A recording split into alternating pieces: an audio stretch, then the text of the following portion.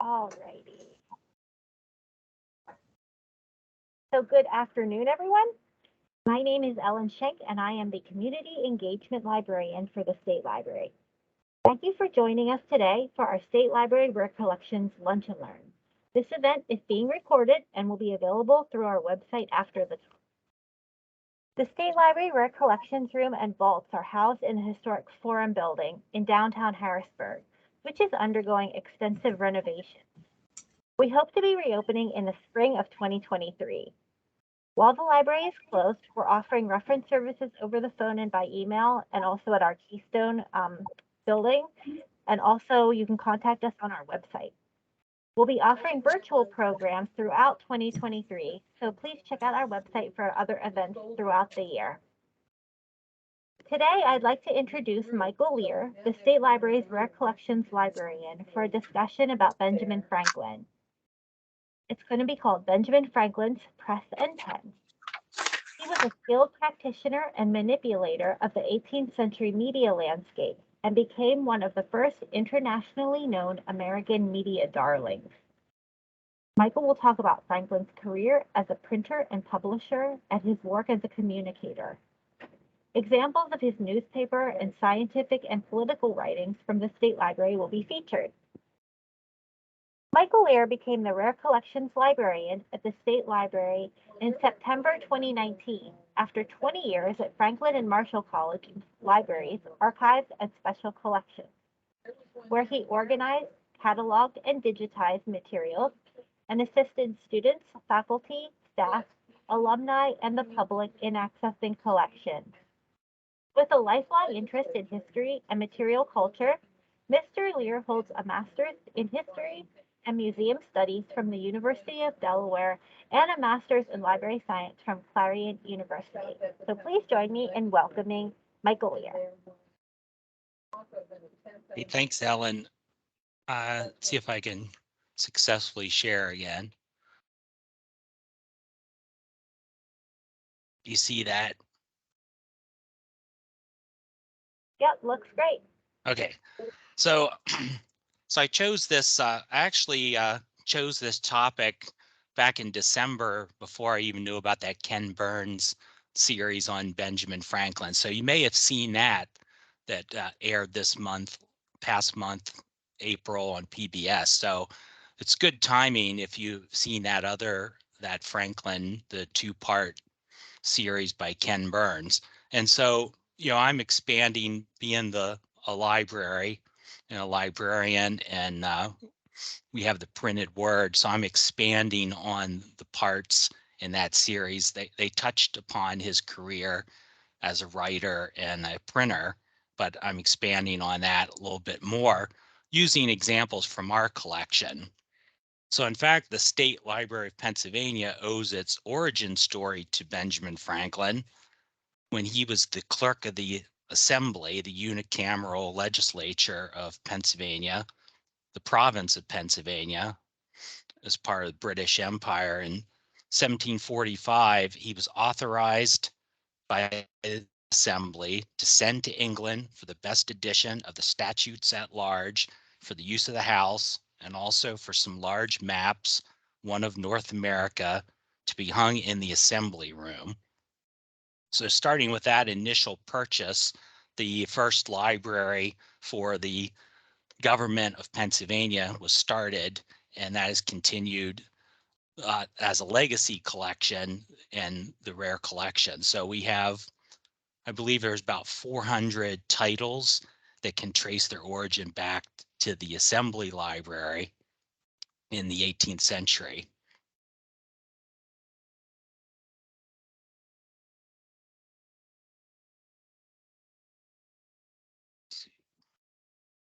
Okay, so Benjamin Franklin, as we know, basic bio on him, born 1706, lived 1790. He was born in Boston. He was an avid reader, a writer, became an author, self-promoter, an inventor, scientist, civic leader, reformer, founding father, statesman, an Enlightenment thinker, and a diplomat.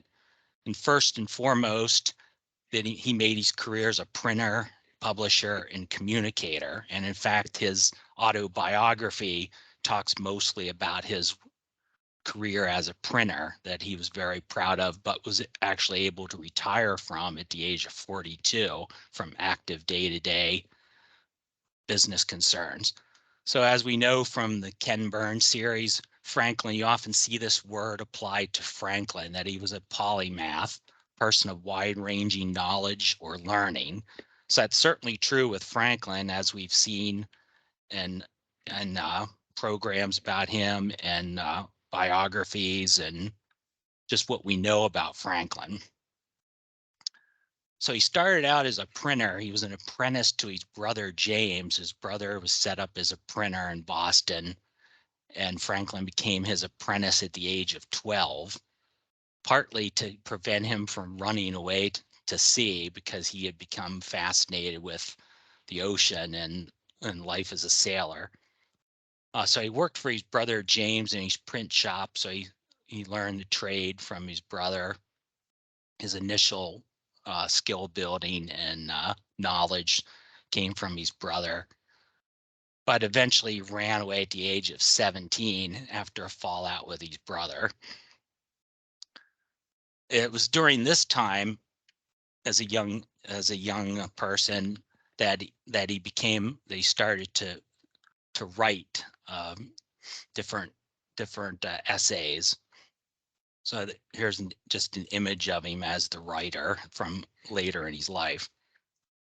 So Franklin created this fictional character, Silence Dogood, who was a elderly widow, and he created a whole biography of her, and he wrote about that. So he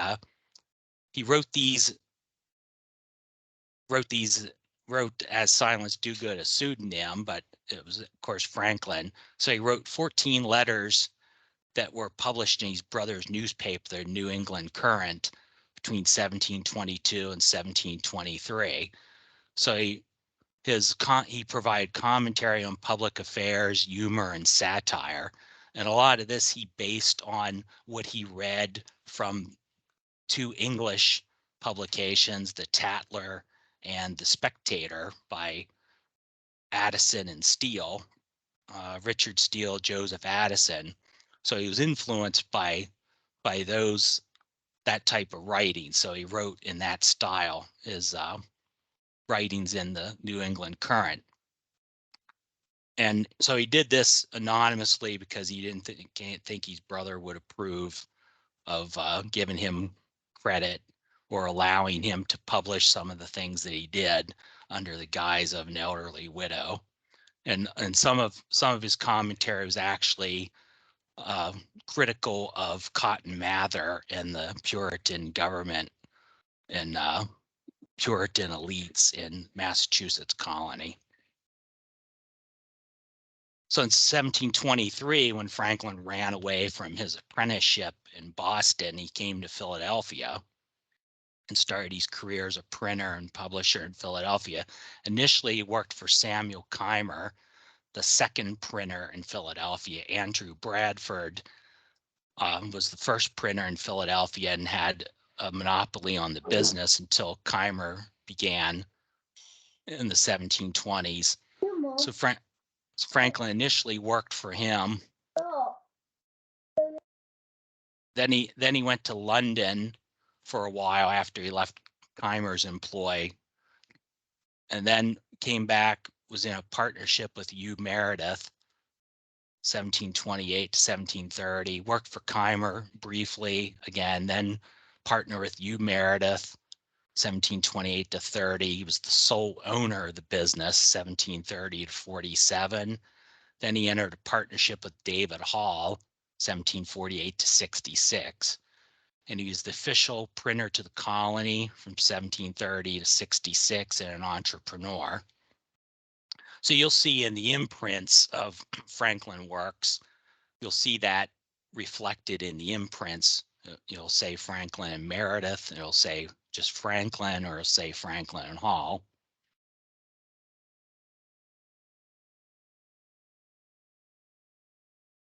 So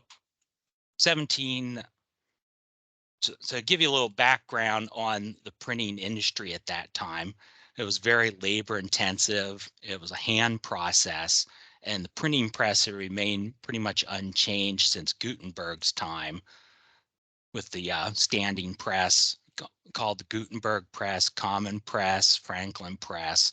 So it remained unchanged for several hundred years. So it's the mechanics of it is all human labor to press the paper to the type. The printing type was a relief process, so the printing type generally was 0.918 inches tall for whatever reason, and so it was a relief printing, so the letters were higher than the body of the type, and that put an impression into the paper after being inked, and then the paper pressed to the type. By the 18th century, there were foundries in Britain and the Netherlands that would make large amounts of type. And it was made from an alloy of tin and lead. And they were both Roman fonts, Latin alphabet, and Gothic fonts. Composing and setting, this was one of Franklin's early jobs to especially in London, to compose the printing work. Since he was literate, you had to be highly literate to compose the words in paragraphs on a page, especially when you had to compose it upside down and backwards, so it would turn right side up and left to right when it was printed. So here's an example of composing where the type is set. So you have the different lines, and then you have to account for what will end up being on the top, what will end up being on the bottom, and then what it would look like mirrored when it's printed. Format, here's an example of didn't print one page at a time unless you're printing a broadside. So for a book, here's an octavo, which would be 8 leaves or 16 pages. It'd be 8 pages per sheet of paper. So it would be set up in a form like this, and then the ink set in the press, the ink applied, and then the paper pressed to the type. So here's an example of an early Franklin printing. After he came back from working in London for a brief period of time, or before he went to London, when he first arrived in Philadelphia from Boston and worked for Samuel Keimer, the second printer in Philadelphia, he printed this, an elegy to one of the former workmen of Samuel Keimer and the clerk of the assembly at that time, Aquila Rose. So there's only one known copy of this broadside printed in 1723. It's in the collection of the University of Pennsylvania.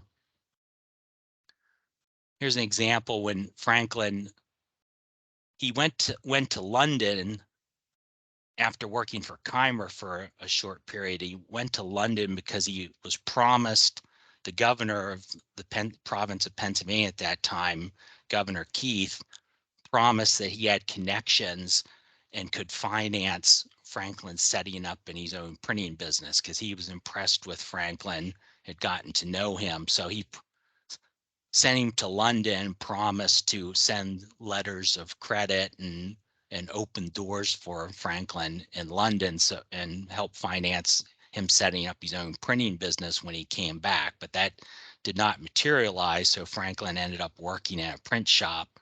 So this is an example from our collection of an early one of the known works that Franklin worked on while he was in London. So we can see on the left there, there was this label attached to our copy at one time that talks about being one of the items he printed in London. This was in the collection of Samuel Pennypacker, an early 20th century governor of Pennsylvania. So Franklin, he learned from experience. He worked in London, got more experience, but that hadn't really been set up by the governor as promised. But he came back and worked for Keimer again for a period of time, and after returning to Philadelphia in 1726, he had a brief foray as a merchant for about a year, and then went back working for Keimer. But he ended up quitting working for Keimer because he as he says in his autobiography, he found out that he determined that Keimer was paying him to be a shop foreman and was having him train up the other workmen, and then he figured out that Keimer had the motive that he would let Franklin go after Franklin trained all these people. So Franklin left before that happened, set up his own print shop with U. Meredith, and that became the third printing shop in the city.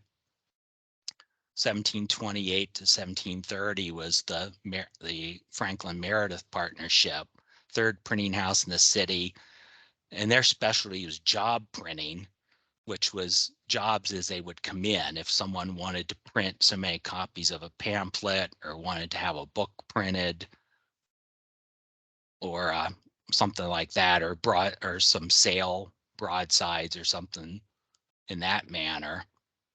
And so it didn't have what was considered the lucrative jobs in the steady work of printing an almanac or having the provincial government contract or printing a newspaper. So in fact, the first printing job of Franklin Meredith was an outsourced job that Keimer was unable to complete on his own. So he hired Franklin Meredith to print number of the pages for this history of the Quakers. So you can see it has the Keimer imprint, 1728, but parts of it were actually printed in the printing house of Franklin Meredith. So then the matter of newspapers, the first newspaper in Philadelphia, as I mentioned earlier, they were considered a more profitable enterprise and steady work to print a daily newspaper, publish and print a daily news or a weekly newspaper at that time. So the first newspaper had actually been Andrew Bradford's American Weekly Mercury. That was the first printer in Philadelphia and had the first newspaper. The second newspaper was actually started by Samuel Keimer about the time Franklin left his business. It was called the Universal Instructor in All Arts and Sciences and the Pennsylvania Gazette. And it started publication in 1728, but in 1729, Franklin took over the publication of this newspaper after buying it from Keimer for what Franklin describes as a trifle. And in fact, this incident shows Franklin's ruthlessness, how Franklin could be very ruthless in business, because to get back at Keimer for his contrivances to have him train up his men and fire him, and also because Keimer beat him to starting a second newspaper, Franklin wrote a series of essays under the pseudonym Busybody, and they were published in Bradford's newspaper, and it critiqued the printing and the literary quality of Keimer's newspaper. So he helped drive Keimer's newspaper enterprise into the ground, and that's how he was able to purchase it from him, since it was unprofitable and not very popular with readers under Keimer's ownership. And Keimer's business eventually failed by 1730. So Franklin's business enterprise, he was also very entrepreneurial. You know, he set up his own print shop and then contrived to have this newspaper as a more profitable part of the business. But he also set up different proteges as printers in other areas such as New York and Charleston, South Carolina, and other places in the colonies. He would set up people kind of as franchises in a way, help finance them and set them up, and then there'd be different agreements to perhaps share resources or them to purchase resources from Franklin or give him a share of the profits. Franklin also invested in paper mills to provide a steady supply of paper to his business. Paper being the most costly aspect of printing at that time. It wasn't the labor, wasn't the ink or the type or the rent or anything like that. It was paper. Franklin also helped set up he helped set up a German printing house under the Armbrusters to compete with Christoph Sauer, the Germantown printer, who had a pretty good lock on the German American printing trade early on in the 18th century. And here's an example. Before Sauer entered the scene, Franklin actually, we know today the ubiquitous of Germantown imprints under the Sauers, but in fact, Franklin came earlier than the Sauers in the printing business, in printing German language materials.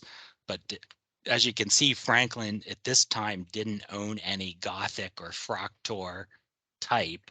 So everything was printed using Roman type, Latin alphabet type. See, here you can see an example of that. And this is a hymn book for the Ephrata community, written by Conrad Beisel, 1732. Here's another example. This was for one of the founders of the Moravians, Zinzendorf. Franklin did in the year 1742. He did a lot of printing for Zinzendorf, Sauer having refused the work for the most part. So other works besides newspapers and German language printing, Franklin printed pamphlets. In the 1740s, these were often religious tracts, published sermons, since this was the time of the Great Awakening revival in the colonies and in United Kingdom and Britain. So this is by Gilbert Tennant, who was a big Great Awakening figure. So in addition to pamphlets for other people, Franklin also published pamphlets dealing with his own community interest. So here's an example. This was the Academy of Philadelphia that later became the University of Pennsylvania. So Franklin was interested in education as part of his civic interest in Philadelphia. So this pamphlet was something he printed that kind of matched his own interest, and he printed on behalf of a client. So Franklin, as he prospered in the business, he got involved in civic affairs and became a civic leader, as we know. And here's an example during the French and Indian War period, where he was a commissioner that helped create a chain of forts along the Blue Mountains or Kittatinny Mountains. So around the Easton, Bethlehem area, he was involved in at least one instance of personally directing this construction of a fort. So we know Franklin's his civic contributions. He founded the Junto, which was a group of tradesmen that met for self-improvement and sharing knowledge and trying to better themselves. So then the library company, a subscription library, Franklin's involved in the library company and founding that in 1731. Here's an image of what was the original library company building, and now it's part of the American Philosophical Society. It's reconstructed on the original plan, but it's now American Philosophical Society. But originally it was the Library Company building. This is right next to Independence Hall. Franklin became the postmaster of the colony, 1737 to 53. So he had control of the distribution of printed materials through the mails and correspondence. He was the deputy postmaster general for the northern colonies. So that was a more, or of course, continental wide position. He was involved in the founding of the American Philosophical Society, 1743. He created the idea of the associators, which was a group for a model framework for defense, kind of like a militia. He was involved in the Pennsylvania Hospital, founded in 1751, and then the Academy, which became the University of Pennsylvania, 1751. Other Franklin contributions as a civic leader. As I mentioned earlier, he was clerk of the Pennsylvania Assembly. He became an elected member of the Assembly representing the city of Philadelphia, or parts of Philadelphia County. However, they apportioned the Assembly representation. He was the colonial representative of the Pennsylvania colonies, representative in London, and eventually he represented other colonies' interest in London, 1757 to 62, 64 to 75. His second stint, of course, had more growing representation for more colonies and the 13 colonies more as a whole, as things heated up between the colonies and Great Britain over the Stamp Act and other acts of Parliament. He was the Speaker of the Assembly, Speaker of the House, 1764. He was also a prominent member of the anti-proprietor faction that I'll talk about a little more. So here's more example of pamphlets printed by Franklin and Hall. So the Pennsylvania Hospital, this one was actually ghost written by Franklin. He wrote a lot of stuff anonymously or pseudonymously, and that's a hallmark of Franklin throughout his lifetime in many cases. And then the charter and laws of the Library Company. This is a catalog of the books of the Library Company of Philadelphia.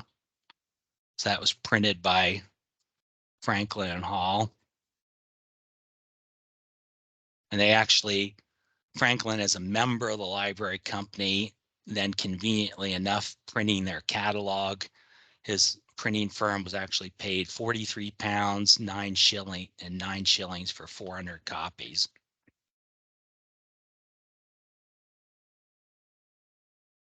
And then eventually Franklin moved into opinion, printing often his own opinions in pamphlets, or many pamphlets were used to distribute opinions, print being the media landscape of the 18th century.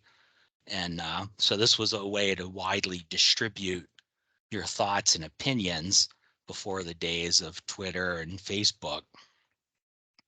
So here, this is actually Franklin's stance on the massacre of the Conestoga Indians by the Paxton Boys in late 1763. So this precipitated what were called the pamphlet wars. So then there was a lot, after this, there were a lot of back and forth pamphlets arguing the massacre of the Conestoga Indians. And it was actually a proxy war between the anti-proprietor faction, and the pro-proprietors faction. So generally it was even though it was an illegal act, it received kind of the tacit approval of the pro-proprietary interest because it served to discredit the Quakers, who were anti-proprietary. And so the Quakers could be blamed for it, for not providing for defense since they were pacifists, not having a militia. So it became a wider issue than the heinous murder of the Conestoga Indians. It was actually used as a proxy for larger jockeying for power in the colony of Pennsylvania. So books, this is considered one of the better printings of Franklin's shop. It was on better paper and the typography, and it was more neatly printed. Of course, a book would be more neatly printed than something ephemeral like a newspaper or a pamphlet or a broadside or something that would be up a short time and thrown away. There's another book.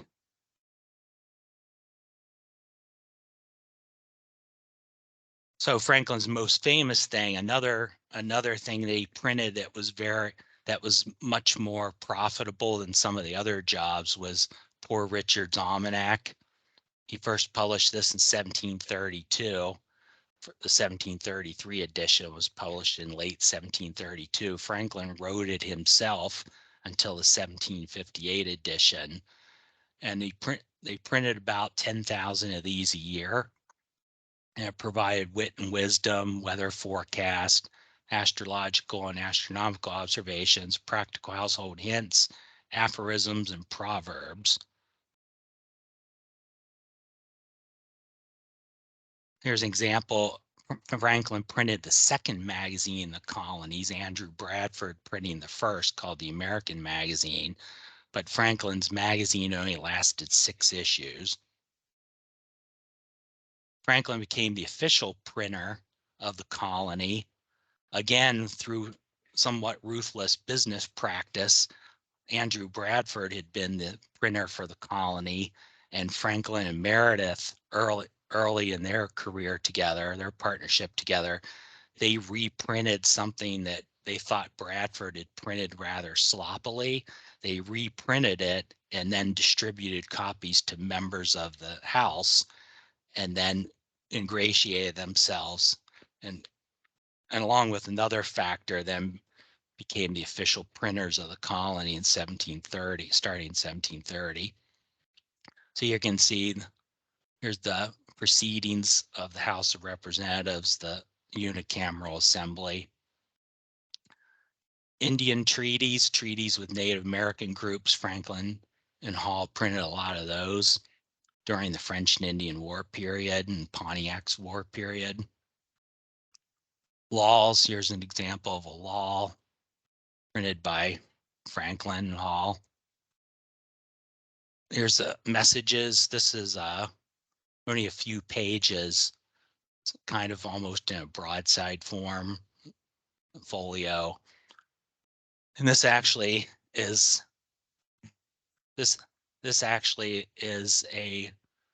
over a controversy between the governor and the assembly as to who had the power to inspect incoming ships for sick persons. So if that sounds familiar, it's a and here's an example of a proclamation.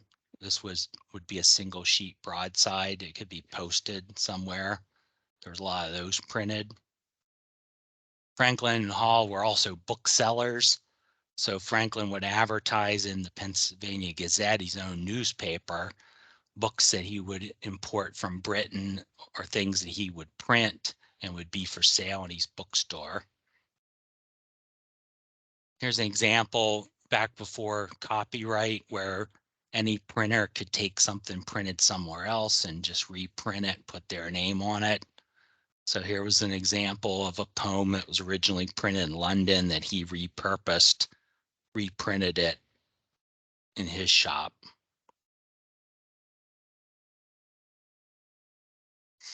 So Franklin, as the inventor scientist, as we know, as an Enlightenment thinker, so he would spread his own ideas and inventions through writing about them. So here's the Franklin stove that was based on the designs of Count Rumford, or the ideas of Count Rumford about air circulation, convection, things like that, or radiant heating. So this was more efficient way. You put this insert into your fireplace because to radiate heat back into the room more efficiently. His experiments and observations on electricity conducted in the 1750s. The kite experiment, lightning rod, he did in 1752. Some of his early experiments were first published in 1751 in Britain. There were French, German, Italian, and Latin editions. So here you can see we have the London edition, experiments and observations. There's a French edition. We have the French edition, first French edition of 1752. And then we have the fifth experiments and observations. There were at least 5 London editions. We have the 5th edition of that, 1774. Later editions would include the kite and key experiment. Franklin invented the glass harmonica, 1762. He wrote about that in this letter to an Italian, Beccaria, professor in Turin. So this is Italian printed, the letter that Franklin wrote explaining his harmonica to this Italian professor. Franklin, as opinion maker, on 1729, Franklin wrote a pamphlet that he published through his business, and again, anonymously, a modest inquiry into the nature and necessity of a paper currency, 1729. So he called for renewing the law to authorize the distribution of paper money in the colony because of the lack of silver and gold coins that kind of suppressed the economy of the colonies when most of the gold and silver was held in Britain. So Franklin wrote that pamphlet and influenced the assembly, who voted to renew that law for paper money, and then he was actually given the printing contract to print the money. So the money used mica infused paper, and it used copper plates with images of leaves that I guess would make it more difficult to counterfeit by having some unique leaf imprint infused onto the paper along with the type printing. His plain truth. This was during an earlier colonial conflict. I think it's called King George's War. This was before the French and Indian War. So his plain truth called for the defense of Philadelphia from French and Spanish privateers. And he was since he called for defense, that also correlated with his idea for the associators, which would be groups of people who could band together. Since Pennsylvania lacked a militia law because of the pacifist Quaker Assembly, this was a way of going around that and making a voluntary association. So then different companies of troops or artillery companies batteries would be formed. And so this was written anonymously, a tradesman of Philadelphia, which is of course him.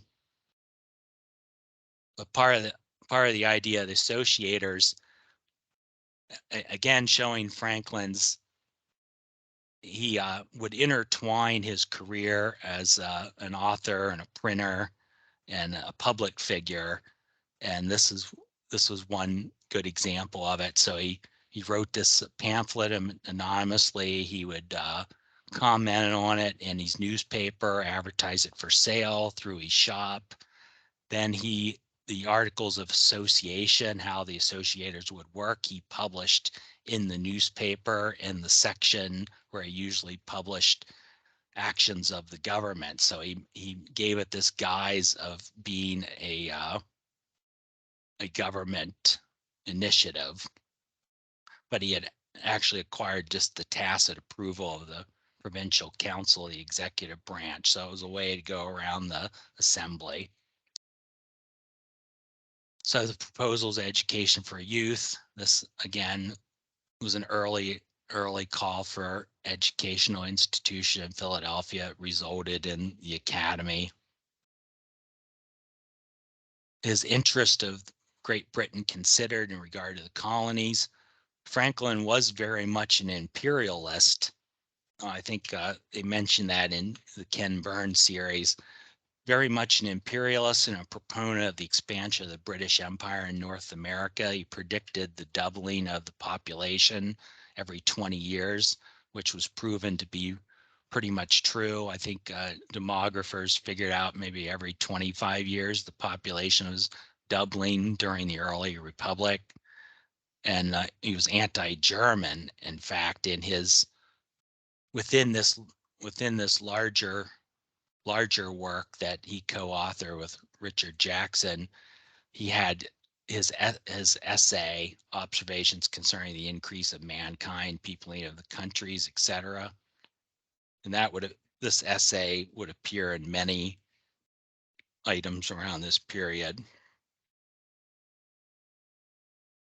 So despite his later stance in the American Revolution coming around to the idea of independence, he was very much an imperialist and in favor of Great Britain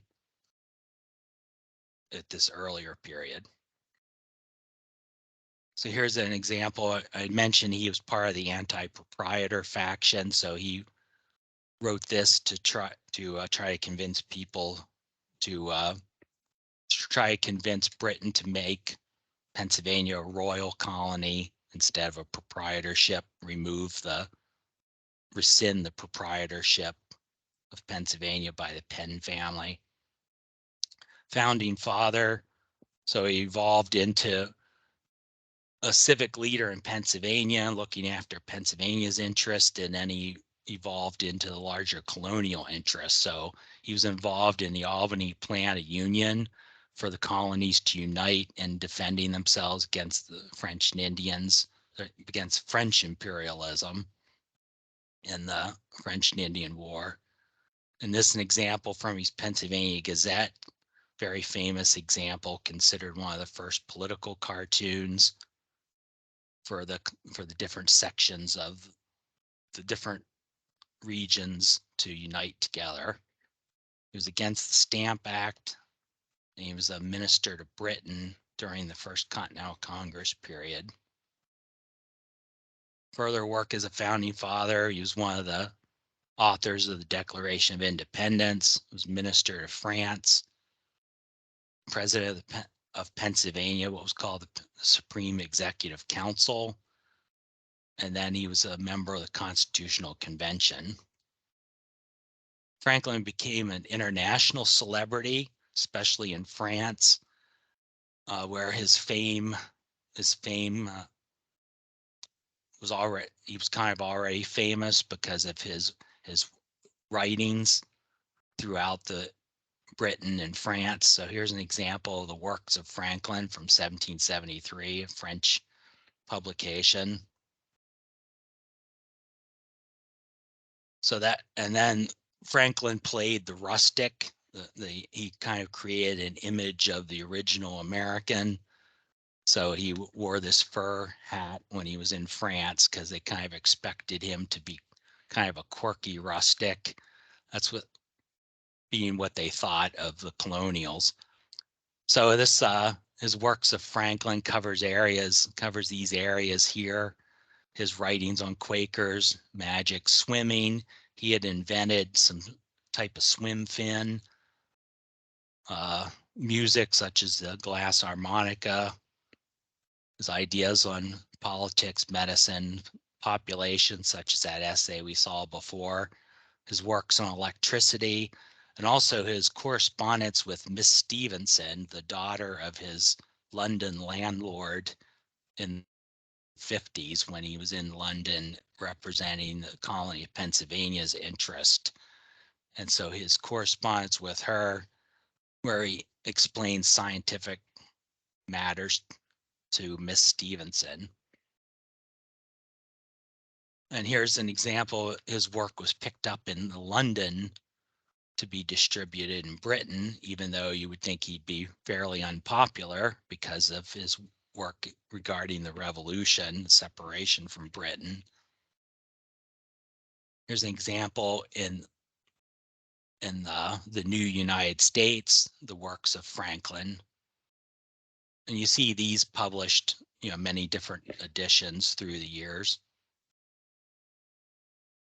So Franklin helped create his own image as an American icon, very, very skillful that way. The Way to Wealth, the preface to a 1758 edition of Poor Richard's Almanac that was soon republished as a pamphlet in 1758, and many different incarnations of his Way to Wealth have been published since then.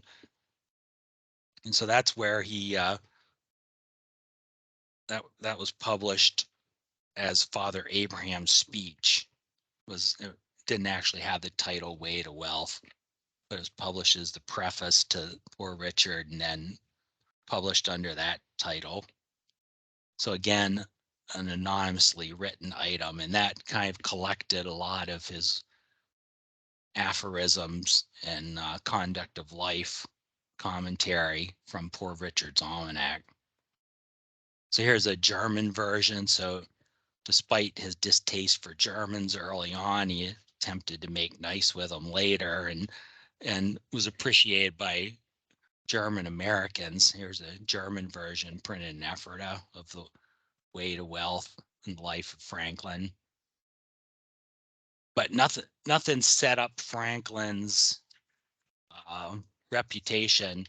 He helped very much to set up his own reputation, create his own legend in words and deeds through his autobiography. He's definitely a self-promoter. He was the embodiment and one of the originators of the American mythos of the self-made man who rose in status and life through hard work and merit. He was a clever opportunist, not an opportunist in a bad sense, but one that would definitely saw an opportunity and took it when he had it. His business, interest, intellectual endeavors were all intertwined and made successful through his media savvy and his use of media to spread his ideas. He became an influential shaper of opinions and someone that we're still talking about who lived a life well lived. So I'll end with this quote where Franklin recognized, he recognized how to shape perception. So this quote from his autobiography: "In order to secure my credit and character as a tradesman, I took care not only to be in reality industrious and frugal, but to avoid all appearances to the contrary. I dressed plainly, I was seen at no places of idle diversion, and to show that I was not above my business, I sometimes brought home the paper I purchased at the stores through the streets on a wheelbarrow." So Franklin definitely recognized, and this is one of my favorite expressions, that the sizzle was just as important as the steak. And here's the an epitaph he had written for himself that was in that Political Miscellaneous. I think this is how the Ken Burns series ended. I like this because of his reference to books and bookbinding trade and things like that. And so that's all I have. If anyone has any questions, there's other collections besides the State Library, large collections at the Library of Congress. And these are printed works. Now we don't have any manuscript material, but these other institutions have that in addition to printed materials written by Franklin and printed by Franklin during his lifetime, large collections at these institutions. Okay, with that, I'll end, and there's time for any questions. There are a couple of questions in the chat, Michael. I can read them to you. Okay. First one is, what is the significance of the different fonts used? The different fonts. I think you were talking about where he didn't have the Gothic style fonts. Yeah, so the German tradition was this Fraktur font. It's also called Gothic font. So that was just their cultural preference and what they were used to in the old country. And so, you know, any German printed items you'll see in those fonts, and that's based on manuscript writing from before the age of printing. You know, it looks more like handwriting, Fraktur, Gothic fonts. So it's kind of a carryover from the handwritten tradition, and then the English, and I believe in the French and Italians adopted a Venetian style handwriting from the kind of the Renaissance. So they were a little more modern with a Renaissance inspired handwriting, which translated into, you know, the modern type that we're used to. And so that's okay. Was Franklin also a paper maker? He didn't make paper, but he collected the rags. He would advertise in his newspaper, since paper was made from pulp, made from cellulose, cotton and linen rags being the best source of that, you know, scrap clothing, that rather than using a and that was an early form of recycling. So he would buy rags from people and then deliver them to the paper mill, and then he'd get a portion of the paper that was made. So he invested in the paper mills, but he didn't make paper. In light of the quote, can you talk about his association with Sir Francis Dashwood and the Order of the Friars of St. Francis of Wycombe? Okay. Yeah, I'm afraid I can't answer that. I don't really know about that. Sorry. Are there any good map resources you would recommend on where the key landmarks, such as Franklin's print shops and home, were located in Philadelphia? Ooh. I know. I mean, there's period maps of Philadelphia, but I mean, I imagine if you looked up something dealing with Philadelphia tourism, you know, then, and I know there's an early 17th century map of the Philadelphia area that shows the different landowners in Philadelphia County, but I'm not aware of anything during his lifetime that might have shown things important to Franklin. But, you know, you could probably see where the Rittenhouse paper mill was on a map from the 18th century of Philadelphia, but probably not to the level of detail where it would show his print shop on it. But of course, that's there on Market Street. How are these documents preserved in the collections you oversee? So we're fortunate to have a pretty sophisticated HVAC system that was designed 15 years ago to maximize the preservation environment. So we have lighting that is very low in lumens or foot candles, so as to not damage the paper, and it has no UV or infrared radiation emitted from the lighting. And then our temperature, we keep at 58 degrees, and we keep humidity between 30 and %. And so it's pretty good preservation environment. There's carbon filters in the air systems to remove volatile organic compounds or any air pollution from the environment in the city of Harrisburg itself. Did Franklin do the bookbinding process in-house as well? I believe he may have had a couple binders working for him. He wasn't really heavy into that. That was a cost that was passed on to the consumer. So a lot of times you'd come in and buy maybe the sewn together pages of a book or the pamphlet just simply stitched together. And then it was up to you if you wanted to have them bound. And some things to a smaller scale, you know, if a printer printed 400 copies of a book by subscription, the subscribers, you know, if he had 300 subscribers, it's kind of on them. The other copies, he might bind some of those just as an enticement for someone to just buy it, pay a little more for it and buy it from his shop, but he wouldn't systematically invest in binding everything he printed. That was a later development in the 19th century where the publishers, that's where you hear the term publishers bindings, is where they took responsibility for the whole package of a book. Well, I don't have any more questions in the chat. So I would say that we can call it there. I think there was I think you sent me a few that were There might be. in the registration or something. We have 4 minutes left.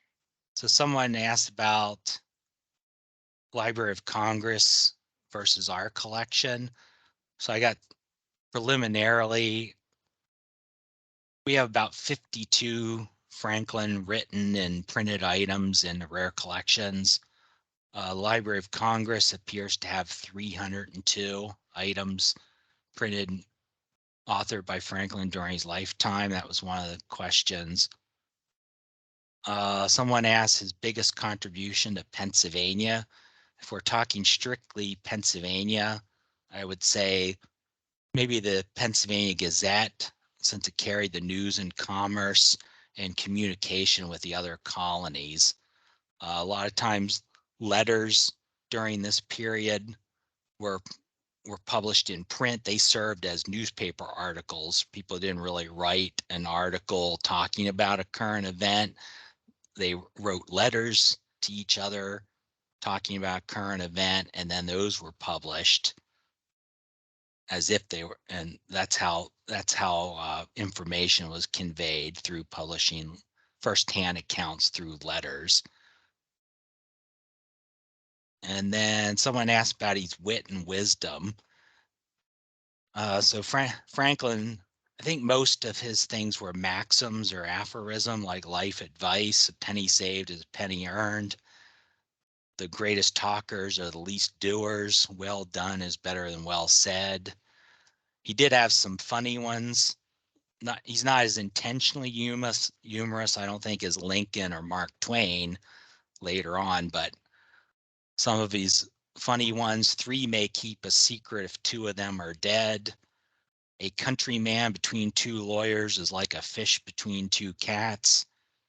And he that lies down with dogs shall rise up with fleas. So those are some of my favorites.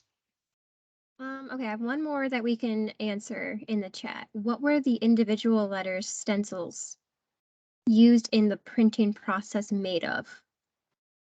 Individual. Wood or metal? Yeah, that's an alloy of tin, lead, and antimony. So it's so it has it's easy to cast, but it has better wearing properties than any of those metals by themselves. All right, we are at 1 o'clock then, so I am going to thank everybody for joining us, and thank you, Michael, for a wonderful presentation. So, and with that, I'm going to end the recording and let everybody get back to their day. Thanks.